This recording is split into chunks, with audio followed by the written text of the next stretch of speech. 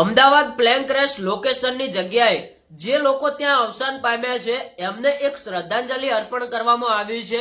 જે વિડીયોની ક્લિપ તમે અત્યારે હાલ સ્ક્રીન ઉપર જોતા હશો। મિત્રો, આ ઘટના બહુ ભયાનક હતી। 250 થી પણ વધારે લોકો અહીંયા અવસાન પામ્યા છે અને મિત્રો, આ દિવાળીના તહેવારોની અંદર ઘણા બધા લોકો અહીંયા જઈ રહ્યા છે, વિડીયો બનાવી રહ્યા છે। એમાંથી મિત્રો એક ક્લિપ ઘણી બધી વાયરલ થઈ રહી છે કે અમુક લોકો દ્વારા મિત્રો એર ઇન્ડિયાનું જે પ્લેન ક્રેશ થયું હતું એ પ્લેનનો ફોટો લગાવેલો છે, એને મિત્રો એક ફૂલોનો હાર પહેરાવેલો છે અને ઉપર લખેલું છે શ્રદ્ધાંજલિ।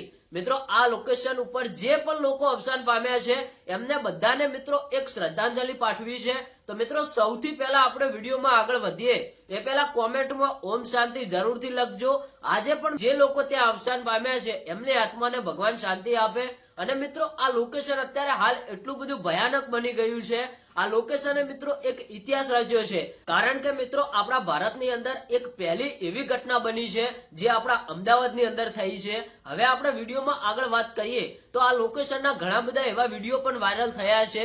ઘણા બધા લોકો એવું પણ જણાવે છે કે આ લોકેશન ઉપર રાત્રે કંઈક ભૂતોનો અવાજ આવે છે, અમુક લોકો ચીસો પાડતા હોય એવો અવાજ આવે છે।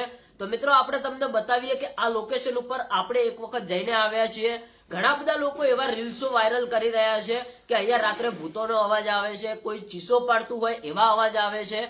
તો મિત્રો, એવું કઈ છે નહીં। અને મિત્રો, તમને બધાને ખબર જ હશે કે આ લોકેશન ઉપર આટલા બધા લોકો અવસાન પામ્યા છે અને કોઈ પણ વ્યક્તિ જો રાતે એકલો જાય તો એના સાથે થોડી ઘણી એવી એનર્જી થતી હોય છે, પણ જે વિડીયોમાં બતાવવામાં આવે છે કે ભૂતો બીવડાવે છે, ચીસો પાડે છે, એવું મિત્રો કઈ જ નથી। ખોટી રીલ્સોથી સાવધાન રહેવું। આ લોકેશન એટલું બધું તો કંઈક ડરાવનું નથી। મિત્રો, જે પણ લોકો અહીંયા અવસાન પામ્યા છે એમની આત્માને ભગવાન શાંતિ આપે એવી ફરીથી એકવાર કહું છું કે કોમેન્ટ લખી દેજો। મળીએ એક નવા વિડીયો સાથે।